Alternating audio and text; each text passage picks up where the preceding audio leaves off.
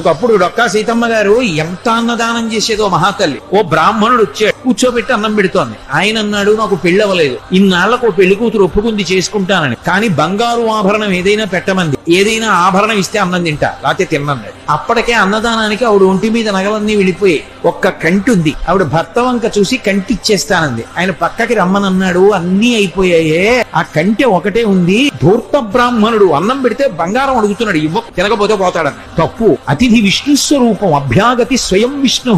కాబట్టి ఆయనకి అన్నం పెట్టినప్పుడు బంగారం ఇచ్చేస్తాను. ఏమవుతుంది? పెళ్లి చేసుకుంటాడు, మంచిదేగా. కంటె ఒంటి మీద ఉంటే ఏమవుతుంది? శాశ్వతమా? పుణ్యం శాశ్వతం. ఇస్తానంది, నీ ఇష్టం.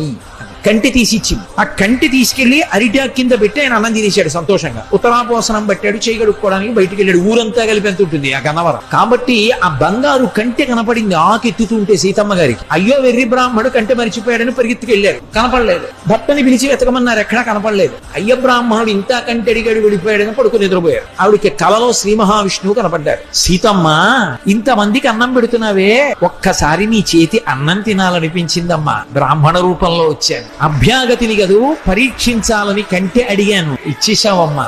చాలు తల్లి, మురిసిపోయాను. నీ ఒంటి మీద నగలైపోయాయని బెంగ పెట్టుకుంటున్నావా?